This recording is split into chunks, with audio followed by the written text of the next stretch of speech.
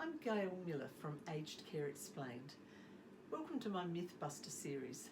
We're about to bust aged care myth number 5, and it's that the hospital will keep mum or dad until we find the right aged care home. I'm sorry, but that's just not true. Hospitals are not a holding bay for older people who are starting to go down the slippery slope. What most families don't realise is once there's a hospital admission, just one admission, it's quite often the start of a revolving door situation. The admissions quite often become more and more frequent with shorter spaces in between, and so it's an indicator that things have changed significantly and something needs to happen. Either a lot more in-home services need to be put in place so that people can be safe and remain in a better quality of care, or it might be time to start looking for residential aged care. The problem is, if you haven't actually done some preparation and potentially got some aged care homes in mind and maybe even have done some of the paperwork, the hospital can actually make a placement. When I'm speaking to audiences about this, people start shaking their head, and I even hear them say aloud, they can't do that.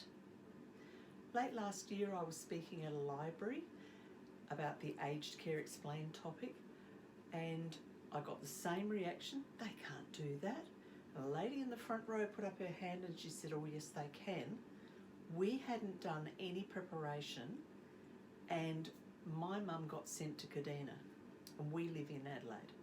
It's a 2-hour drive. She was devastated, we were devastated.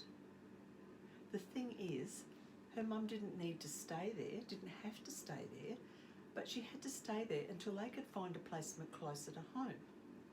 None of the homes that were closer saw her as urgent because she already had a placement.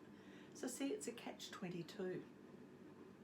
So whatever preparation you can do before a crisis occurs is going to be really beneficial, so that you're not trying to make decisions in an emotional state and in a crisis.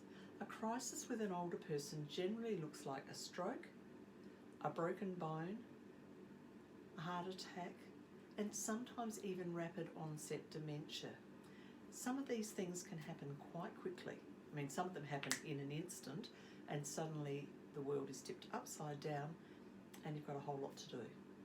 So think about it. Whatever preparation you can do before a crisis is going to be really, really beneficial for everyone. And then, if you've got things planned and prepared, you'll be able to provide the right emotional support right when it's needed. Stay tuned and we'll bust aged care myth number 6 very shortly.